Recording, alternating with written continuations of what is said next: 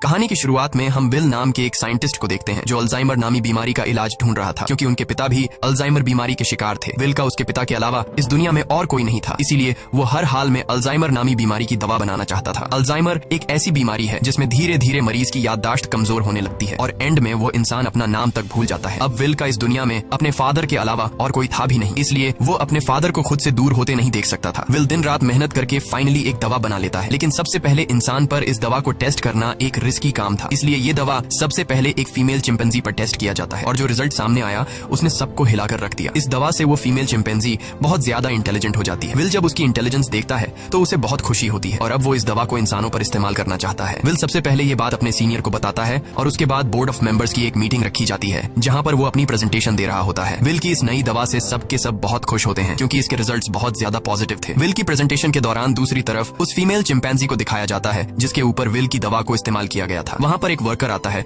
जो उसे वहाँ से दूसरी जगह शिफ्ट करना चाहता है, लेकिन आज उस चिंपैंजी का नेचर थोड़ा अलग था। वो उस जगह से दूसरी जगह शिफ्ट नहीं होना चाहती थी। जब वर्कर जबरदस्ती करता है तो उस चिंपैंजी को बहुत गुस्सा आता है। वो उस वर्कर का हाथ पकड़ लेती है और उसके बाद वहाँ से निकलकर चारों तरफ तोड़फोड़ करना शुरू कर देती है। वो काबू से बाहर हो गई और उस जगह पहुंच जाती है जहाँ पर बोर्ड ऑफ मेंबर्स की मीटिंग चल रही होती है। यहाँ पर विल चाहकर भी उसे कंट्रोल नहीं कर पाता क्योंकि ये चिंपैंजी बहुत ज्यादा गुस्से में होती है, इसलिए इस चिंपैंजी को गोली मारनी पड़ती है जिससे उस चिंपैंजी की मौके पर ही मौत हो गई। इस हादसे के बाद बोर्ड के मेंबर्स ने ये माना कि विल की दवा की वजह से ये चिंपैंजी एग्रेसिव हो गई थी और अब चिंपैंजी की मौत के साथ साथ विल का ये पूरा का पूरा एक्सपेरिमेंट भी पूरी तरह से खत्म हो गया है। बोर्ड के मेंबर्स ने लैब में रखे सारे चिंपैंजी को मारने का हुक्म दिया क्योंकि उन पर भी विल की बनाई हुई दवा का इस्तेमाल किया गया था। हालांकि विल अपने बॉस को कन्विंस करने की कोशिश करता है कि मेरी दवा में कोई प्रॉब्लम नहीं है, लेकिन उसका बॉस साफ साफ मना कर देता है। वो कहता है कि अगर तुम्हारी दवा में प्रॉब्लम नहीं होती तो वो चिंपैंजी इतना ज्यादा एग्रेसिव नहीं होती। विल की 5 सालों की एक्सपेरिमेंट अब जाया हो गई थी। वो अंदर लैब की तरफ जाता है, तभी उसके पास लैब का केयर टेकर आता है और उसे बताता है कि आपकी दवा में कोई भी प्रॉब्लम नहीं है। दरअसल चिंपैंजी आपकी दवा की वजह से एग्रेसिव नहीं हुई थी, बल्कि उसने उसी वक्त एक बच्चे को जन्म दिया था जिस वजह से वो गुस्से में आ गई थी क्योंकि उसे वहाँ से शिफ्ट किया जा रहा था। और अब विल को पूरी बात समझ में आ जाती है। वो वर्कर उसे कहता है कि मैंने बॉस के कहने पर उन सारे चिंपैंजीज को मार दिया और उस बच्चे को नहीं मार पाया जो अभी अभी पैदा हुआ है। उसके बाद विल बिना किसी को बताए चुपके से उस बच्चे को अपने घर ले आता है जहाँ पर विल के फादर भी होते हैं और यहाँ पर हमें दिखाया जाता है कि ये चिंपैंजी का बच्चा छोटा तो है लेकिन उसका दिमाग इंसानों की तरह तेज है। बहुत जल्दी वो विल के पिता से घुल मिल जाता है और विल के पिता उसे नाम देते हैं सीजर। धीरे धीरे 3 साल बीत जाते हैं और अब वो चिंपैंजी का बच्चा जिसका नाम सीजर है वो बहुत ज्यादा स्मार्ट हो चुका है। वो पढ़ सकता है, गेम्स खेलता है और बिल्कुल इंसानों की तरह हर एक काम को करता है। बस वो सिर्फ एक चीज नहीं कर सकता और वो है इंसानों की तरह बोलना, पर वो इंसानों की बातचीत को अच्छी तरह से समझ सकता है। वहीं विल के पिता को दिखाया जाता है जिनकी अल्जाइमर बीमारी की वजह से दिमागी हालत काफी ज्यादा खराब हो चुकी है, यहाँ तक कि उनकी नर्स भी उनका ध्यान रखने से मना कर देती है। वो विल से कहती है कि तुम्हारे पिता को अब हॉस्पिटल की जरूरत है, घर पर उनका टेक केयर नहीं किया जा सकता। विल अपने पिता की हालत देखकर उसे बहुत दुख होता है और अगले दिन जब वो लैब में जाता है तो चुपके से उस दवा को लेकर आता है जो उसने सीजर की मॉम को और बाकी चिंपैंजीज को दी थी और ये दफा उसने स्पेशली अपने पिता के अल्जाइमर बीमारी के लिए बनाई थी। वो जानता था कि उसके पिता का बचना अब नामुमकिन है, इसलिए वो ये रिस्क लेता है और अपने पिता को अल्जाइमर की वो दवा इंजेक्ट कर देता है। विल के पिता पहले इंसान होते हैं जिनके ऊपर इस अल्जाइमर की दवा को यूज किया जाता है। विल रात भर सो नहीं पाता क्योंकि उसे डर लगता है कि कहीं उसके पिता को कुछ हो न जाए और अगली सुबह विल देखता है कि उसके पिता पियानो बजा रहे हैं। वो पूरी तरह से ठीक हो चुके हैं। विल ये देखकर बहुत खुश होता है, यानी उसकी दवा ने उसके पिता को पूरी तरह से ठीक कर दिया है। वहीं हमें सीजर को दिखाया जाता है जो खिड़की से कुछ बच्चों को साइकिल चलाते हुए देखता है। सीजर का भी मन करता है कि वो भी उन बच्चों की तरह साइकिल चलाए, इसलिए वो पड़ोस के घर में चला जाता है,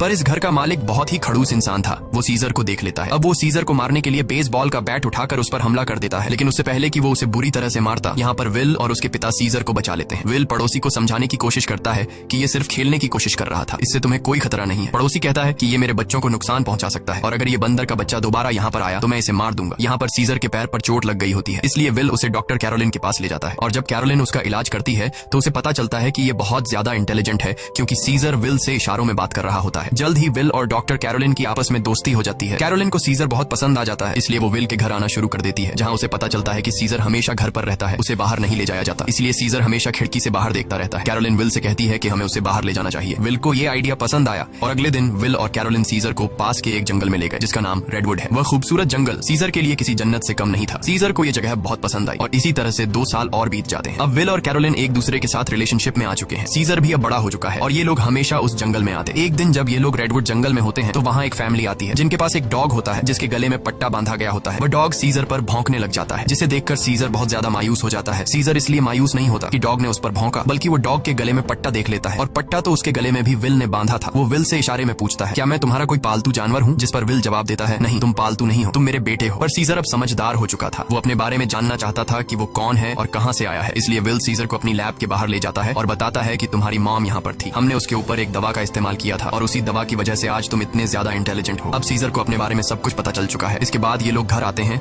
जहाँ पर विल के पिता को दिखाया जाता है, जिनकी अल्जाइमर बीमारी अब वापस पहले जैसी हो चुकी है। वो चम्मच के उल्टे तरफ से खाना खाने लगा। विल समझ गया कि अब इस दवा ने उसके पिता के दिमाग पर असर करना छोड़ दिया है। इस बात से विल बहुत परेशान होता है और जब विल काम पर गया होता है तो विल के पिता का गाड़ी चलाने का मूड हो जाता है, लेकिन अल्जाइमर बीमारी की वजह से वो भूल चुके होते हैं कि गाड़ी को ड्राइव कैसे किया जाता है। जब वो कार स्टार्ट करता है तो उसे कार कंट्रोल नहीं हो पाती, इसलिए वो सीधा जाकर अपने पड़ोसी की गाड़ी को टक्कर मार देता है। पड़ोसी जब यह सब कुछ देखता है तो वो जल्दी से बाहर आ जाता है। ये वही पड़ोसी है जिसने कुछ साल पहले सीजर को मारा था और अब वो विल के पिता को कॉलर से पकड़कर गाड़ी से बाहर निकालता है, उन्हें मारने लगता है। तभी अचानक खिड़की से सीजर की नजर उन पर पड़ती है और जब वह देखता है कि उनका पड़ोसी विल के पिता को मार रहा है तो वह अपने आप को कंट्रोल नहीं कर पाता। वो बाहर आता है और उस पर हमला कर देता है। सीजर इतना गुस्से में आ गया होता है कि वो उस पड़ोसी की उंगली काट लेता है, जिसके बाद उनका पड़ोसी विल के चिंपैंजी सीजर पर कोर्ट में केस करता है। इसीलिए कोर्ट ये फैसला करती है कि अब सीजर को घर पर नहीं रखा जा सकता। तब यहाँ एनिमल कंट्रोल टीम आती है और वो सीजर को उस जगह ले जाते हैं जहाँ पर और भी चिंपैंजीज रहते हैं। सीजर को लगा कि वो यहाँ घूमने के लिए आया है, इसलिए वो एक्टिविटी हॉल को देखकर खुश था, लेकिन उसे पता नहीं था कि अब वो यहाँ हमेशा के लिए कैद रहने वाला है। सीजर जब विल को यहाँ से जाते देखता है तो वो उसके पास दौड़कर आता है, लेकिन अब सीजर उस जगह में कैद हो चुका था। सीजर विल के पास आया और शीशे के दूसरी ओर से इशारे करने लगा कि मुझे भी अपने साथ ले चलो, लेकिन विल मजबूर है और वो कहता है कि तुम्हें अब यहीं पर रहना होगा। इस बात से सीजर को बहुत दुख होता है और विल उसे यहीं पर छोड़कर चला जाता है। दूसरी तरफ विल के पिता को दिखाया जाता है जो एक बार फिर पूरी तरह से अल्जाइमर के शिकार हो चुके हैं और विल अब पहले से भी ज्यादा स्ट्रॉन्ग दवा बनाएगा ताकि वह अपने पिता की बीमारी को हमेशा के लिए ठीक कर दे। विल यह बात अपने बॉस को बताता है कि वह दवा जो मैंने पहले बनाई थी मैंने अपने पिता के ऊपर इस्तेमाल की थी, वो पूरी तरह से ठीक हो गए थे, लेकिन ज्यादा वक्त तक नहीं। अब वो दोबारा से कमजोर हो रहे हैं, इसलिए अब मैं पहले से भी ज्यादा स्ट्रॉन्ग दवा बनाना चाहता हूँ। उसका बॉस उसे इजाजत दे देता है। दूसरी तरफ सीजर को दिखाया जाता है जो बहुत ही ज्यादा उदास था। उसे उम्मीद थी